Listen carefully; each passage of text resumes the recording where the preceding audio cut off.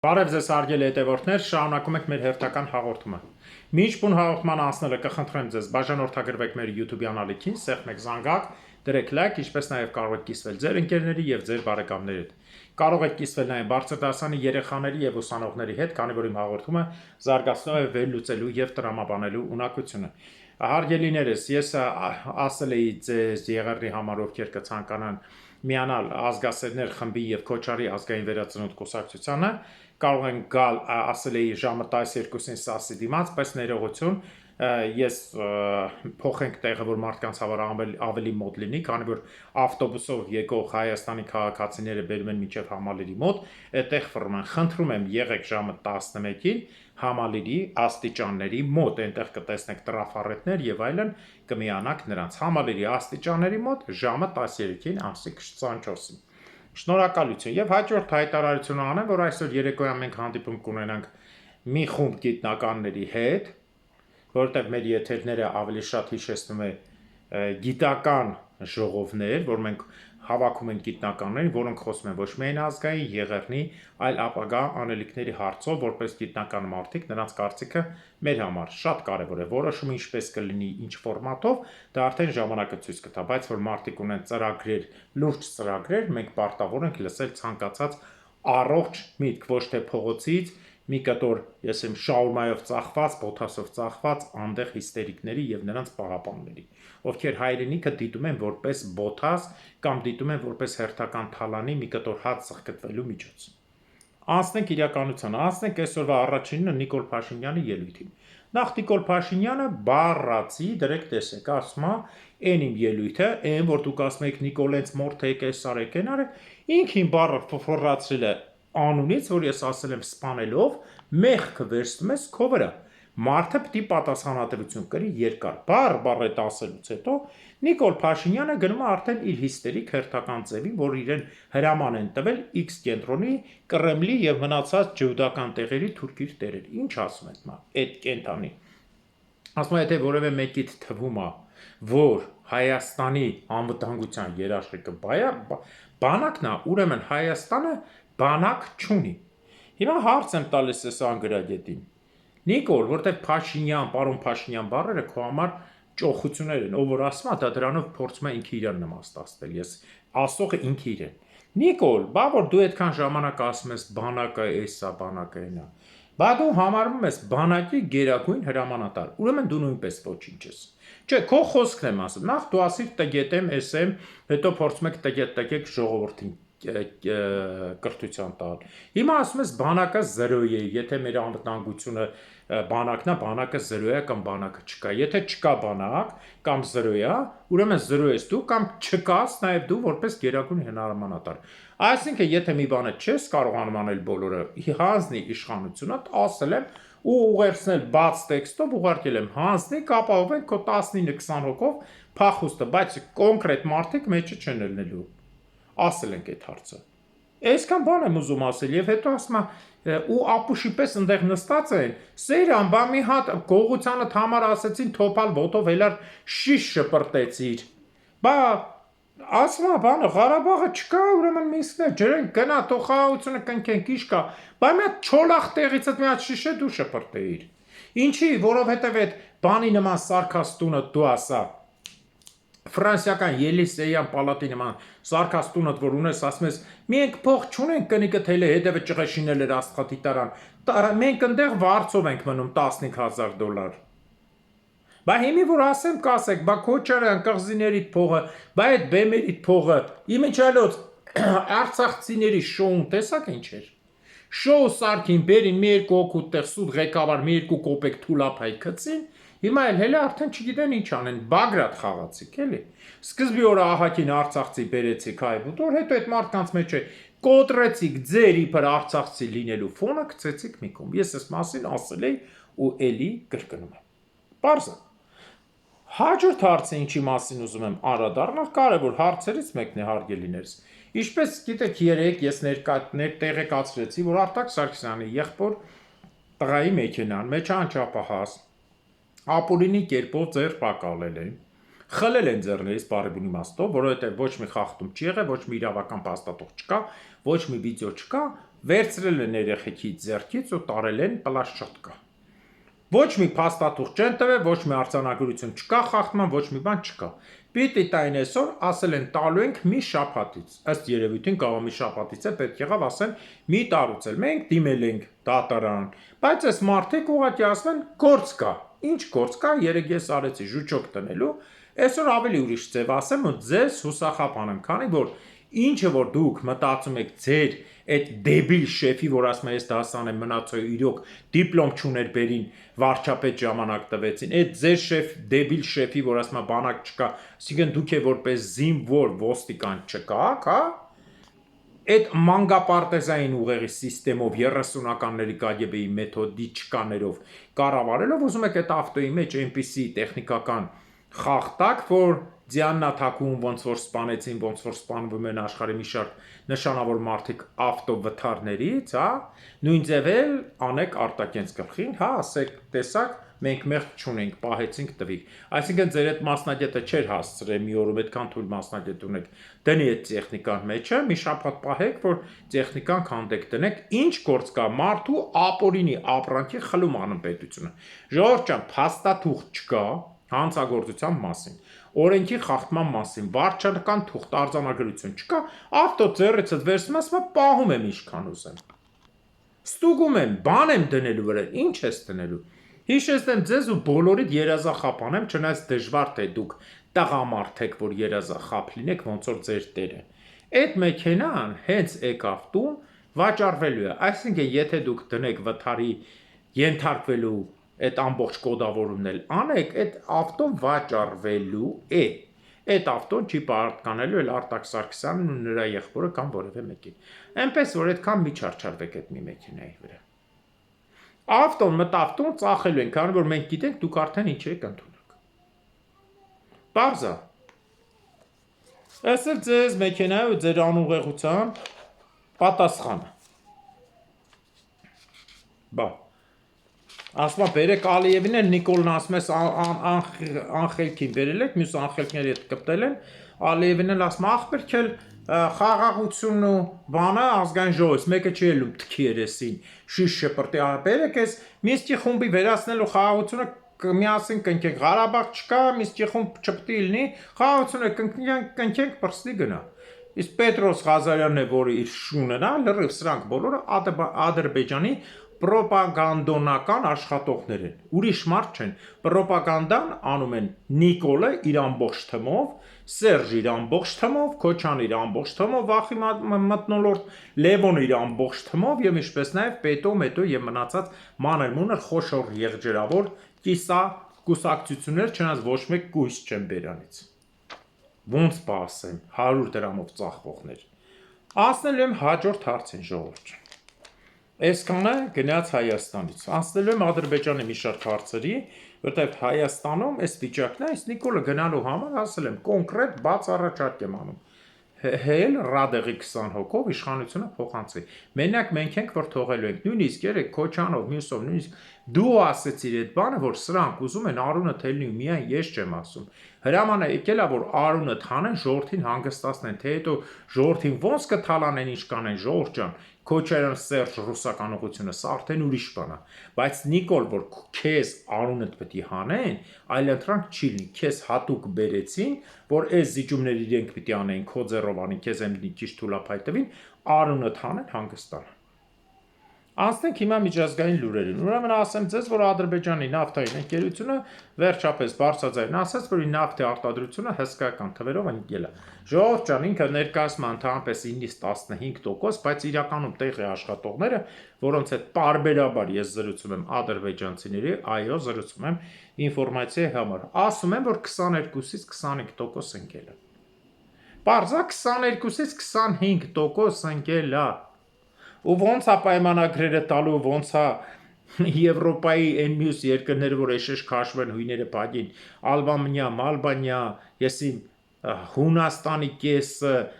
եւ մնացած էշերը Բուլղարիա բան սրա ոնց է տալու, թող իրենք մտածեն իրենց մասին։ Եվ գումարած անընդհատ իջեցնող 49 արդեն դարել նավթի բարելը, 49-48 եւ Հռոմի Պապի փայը, պլյուս Պուտինի փայը եւ այլն։ Բրավո։ Ուրիշ հարց, որ ասեմ Ադրբեջանի համար, սա էսպային դա էլ չասեմ ծովի ցածրացումը, որը ամենամեծ կործանումն է լինելու այս տարի, շատ հնարավոր է 2-3 Արցախ տեղ ուղղակի աղուտի վերածվի, որը կբերի Բաքվում երևի 55-60 աստիճան կամ ամբողջ այդ տնտեսության, գյուղատնտեսության քայքայման, որն էլ կվերջացնի Ադրբեջանի այդ մասը։ Այս հարցն էլ կա։ Այնպես որ Ադրբեջանի դերասանությունն ու Ալիևի գորգռոցը համապատասխանում է այն ղժղժ կնգա, Նիկոլը ոնց է ղժղժում նույն ձև իր հիմարությունները կոծկելու համար։ Իմիջիալոց ըստ պաշտոնական տվյալի 2.3 միլիոնի փոխարեն հանել են 6.5 միլիոն տոննա նավթ, բայց իրականում ընդամենը հանել են 4.12։ Սա ասին Ադրբեջանի մեկ այլ ընկերություն, որը փոքրինչ ներկայացնում է ճշմարտությունը։ Այսինքն 4.12 են հանել 7.2-ի տեղ, այդ ինչքան եղավ։ Այդ եղավ արդեն հսկայական 40%-ի չափ։ Ուռա, շարունակենք այս ամբողջը, շարունակենք մեկ այլ լուրով, որ իրար մեջ վիճել են հակադարձումա Լավրովը փրփրած, Պուտինենք ասում են Տոկաևին, որ Տոկաևը ասեց չպետք է անկախ պետություններ տալ, որտեղ եթե անկախ պետություններ տակ տարածքային ամբողջականությունը չհարգվի, դե ինքը ասեց Ղազախստանի օգտից, որից նաև ռուսները, ինչպես միշտ ասել եմ, ուզելու են իրենց կտորը պոկեն, միակ տեղն է, որ 110-120 տարի պատերազմ չեղի, այդպիսի տեղ չկա, ասեց չէ, ոչ մի տեղ չի պոկվելու, ռուսները ոնց։ Տեսեք, Արցախի հարցում ասում էին տարածքային ամբողջականություն, այդ տեսակ ես որ ասում եմ Արցախի հարցը գերեզմանակար է լինելու խնդրեմ բոլորի համար։ Չէին բան անում, ասում եք արա ինչ ես ասում պրծծրին։ Բա ասում ոնց ախպեր։ Բա Դոնեցկ, Լուգանսկ մնացածը ոնց կարողա չլինի։ Օսեթիան, Աբխազիան, էս, այն։ Հիմա ինչի է սա ասում։ Հիմա դրա համար եւ ինչպես նաեւ թուրքերից հրաժարվելու համար Եվրոպայի հետ մտնելու համար շատ հնարավոր է ռուս-ղազախականը փոխվի, որովհետեւ հսկական Ուկրաինայում կատարված գործողություններից հետո ոչ մի օգնություն չեն կարողանում առաջընթաց, հրթիռներով խփում են խաղաղ բնակչությանը 10 այդքան պատասխան են ստանում, Ամերիկա, Եվրոպան դերասանություններ անում, թե մենք Ուկրաինային չենք օգնում, բայց ոնց կարան Ուկրաինային չօգնեն, Ուկրաինան այդքան մնա, կես ժամ չի դիմանա, հասկանում եք, չէ, ամբողջը դերասանության վրա է։ Բոլորը մուտիլովչիկ են, եւ այս խաղից հետո Ղազախստանը ամենահարմար կացալու տեղն է։ Չինաստանի հետ պայմանավորված, ինչպես արեցին ժամանակին ջունգարների հետ, որի մասին հիանալի ֆիլմը իրենք էլ ունեն, կարող եք դուք նայել Տոբոլի վերջի մասը, վերջի սերիան, ոնց են խափում երկիրը կիսում եւ պատմությունը իրականում այդպես եղավ, նույնն էլ էստեղ կվերցնեն սիրուն չինացիքին մեկ ասես Տենեստան, միայն եվրոպացին չմտնի, ստիպված պիտի եվրոպացին կարողանա ուժեղ խաղ տալ այստեղ, բայց արանքը Ղազախստանը կվերաձևեն, իսկ Եվրոպան, Ամերիկան չեն կարող էլի եմ կրկնում, այդ հսկայական տարածքի վրա ես եմ 100,000 կամ 200,000 զորք բերել։ Չեն կարող ուղղակի։ Մեջտեղը մի Հայաստան կա, Հայաստանով պետք է անցնի, Իրանով չի անցնի, Աֆղանստանով չի անցնելու, Չինաստանով չի անցնելու, Ռուսաստանով չի անցնելու։ Պարզ է, չէ՞։ Այս գեղեցիկ խաղի վրա, իսկ որ երկիրը թողեց զորք անցնի, այդ թվում Ադրբեջանը մյուսը, Միջին Ասիայի Հանրապետությունը դեմ են դուրս գալու դրան։ Իմիջիալոց այսօր շատ ուժեղ ուլտիմատում է տվել Ռուսաստանին եւ Կիրգիզները, որոնց քաղաքացիների դեպորտը կազմակերպվում է խայտարակ ձևով, ժողովուրդը խայտարակ ծեծ ու ջարդով, տգլոր, Մոսկվացունա, տգլոր ցույց էին տալիս վիդեոները, ձեռքերը կապած այն հին դարերի ստրուկների նման։ Այս էլ սենց Տեսնեք ինչ հետաքրքիր է գնում առանքը, ով հայազգի դեմ է լինում, գորմա թյուրք են կամ ռուս են, տեսեք, ճիշտ իրար մեջ իրար են ուտում։ Այս էլ էս արծի համար։ Ինչ վերաբերվում է Իսրայելին, Իսրայելի հավաքած գործողությունները զորքերը հուսիտների դեմ տապալվում է։ Պլյուս դրան այսօր սկսել են արդեն հուսիտները օգտագործել նաև տեղական կամավորական ջոկատները, որը ոչ Ամերիկայի դրած, ոչ մյուս զորքերը չեն կարողանում հաղթել։ Ես ձեզ ասեմ, որ նույնիսկ արաբական լիգայի երկրների զորքերը կամ այս միություն զորքերը մեծ մասը խույս են տալիս, ոչ մեկ չի ուզում գնա կռվի մեռնի, որտեղ հասկանալով, որ հուսիտները բավական լավ զինված են, Իրանը տարեկան մոտավորապես 1.2 միլիարդի զենք է տալիս, լավ զինված են, իրենք արտադրություն են դրել։ Ջոնդները խփում են 10 իսրայելական քաղաքի միասին են խփում։ Իմիջիալոց մի հատ էլ ուր Իսրայելից, այդ որ ասում եք ապրեք, հաղթին, տեսակ աշխարհի դեմ, այս միֆը ջարդելու համար։ Իսրայելում բացի գործասրկության, սովի, թալանի եւ մնացածի միջոցով հենց դուր տեղյակ պահին, որ Իսրայելում ավտոգողությամբ աշխարհում առաջի տեղն է բռնում Իսրայելը։ Այս խառը վիճակին քաղաք կա 3-ից 1, նույնիսկ 2.5-ից 1 ավտոն է գողացվում։ Քաղաքներ կան։ Պատկերացնեք 1000 ավտոյի հաշվով 327 մեքենան գողացված է լինում։ 1000 մեքենայի հաշվով։ Այս էլ ձեր գովական, վայ Իսրայել, վայ հաղթեց, վայ, սարքել եք հոռոմսի մի կարտոշկա։ Բա։ Այս ֆոնի վրա էլ նաև տեսեք ինչ եմ ասում։ Այս ֆոնի վրա էլ Մալդիվների ղեկավարը պաշտոնական հայտարարեց, որ արգելափակում է ջհուդների, իսրայելցիների հանգստանալը կամ մուտք գործելը թեկուզ գործնական Մալդիվներ։ Այս էլ հերթական բան է։ Թե Մալդիվների վրա ոնց են փորձելու ազդեն, ինչ ձևով են ազդելու, ասեմ ձեզ, որ Մալդիվները հիմնականում գտնվում են Հնդկաստանի տոտալ հովանավորչության ու պաշտպանության ներքո։ Նայած որ որևէ բան անելու համար առաջին մի հատ է պետք է հնդիկին խփեն, բայց թե հնդիկին որտեղից խփեն։ Չեմ ասում որ հնդիկը եսի միջա, բայց ամենայն դեպս բերեք ճիշտ խոսանք, որ հնդիկը ոչ Պակիստանա, ոչ Մալդիվները, ոչ Թուրքիա, ոչ է Սիրիա։ 1000 անգամ բոլորից ուժեղ է։ Միջալոց ասեմ ձեզ, որ վերջին տվյալներով հնդկական բանակը եւս 150,000 զինվոր ավելացել է, որով անցել է Ամերիկայից զորքով։ Ամերիկայից անցել երկրորդ տեղն, այսինքն Չինաստանից հետո երկրորդ թվականակով բանակը այսօր Հնդկաստանն է։ Ասեմ որ իմանաք։ Սա էլ է այսպիսի հարց Հնդկաստանի հետ եւ Մալդիվների հետ։ Հենց այնս Մալդիվները տենց հայտարարություն չեր անի, գիտեք, Երևանի չափ կղզի պետություն է։ Ուրեմն հարց կար։ Հաջորդ հարցը ինչի մասին ուզում եմ անդրադառնալ։ Արդեն հասնենք պատմական կողմին, ես կներկայացնեմ հետաքրքիր մի տվյալ, ուրեմն մեր հայերից ազնվական տներից Վրաստանում կան հոյակապ ազնվական տներ, որոնք մեզ չեն ասում։ Հիմնական ազնվական տունը, որը տրվեց 1685 թվականին Գեորգիի կողմից, թագավորի կողմից եւ նրանց նվիրեցին Վախս գյուղը Գորիի մոտ, դա Բեկթալբեկյաններն էին, բարձա Բեկթալբեկյանները, որոնք վրացական պետության մեկը գանձապահն էր, մյուսը վրացական պետության դիվանապետն էր, այսինքն թագավորության մեկը գանձապահն էր, այսինքն ոնց որ բանկի նախագահ կամ ֆինանսների նախարար, մյուսը դիվանապետ, այսինքն արարողակարգի ղեկավարը։ Եվ նրանք ազգությամբ հայ էին, Գորիի մոտ էլ ունեին իրենց կալվածքը, իսկ վերջում արդեն Հերակլի երկրորդի օրոք արդեն մի 2-3 պոստ տվել էին նրանց։ Եվ հետաքրքիր նշանառություն Բեկթալբեկյանների ընտանիքին, այսինքն տոհմին է պատկանում նշանավոր հայ գրող, Վրաստանի միակ պատմական գրող, ընձենավորը կամ վագրենավորի գրող Աշոտ Ռուստամյանը, որը վրացիների այս տուպոյությամբ, թուրքությամբ թեմի անհառը դրել են հետևը դարել է Շոթա Ռուստավելի։ Բարձա, այս ազնվական տոմը եթե չլներ, նրա մեջ նկարագրություններ շատ կար, նաև այս Բեկտալբեկյանների մասին, ընդհանուր առմամբ գրվածի նկարազարդողը եւ պատմությունը գրողը եղել է Աշոտ Ռուստամյանը կամ վրացացած անունը Շոթա, Աշոտի անհանում դնում են հետևը դառնա Շոթա, կատարյալ դեբիլ էլի, ջուդախառը, թուրքախառը ապրանք վրացին է, Շոթա Ռուստավելի։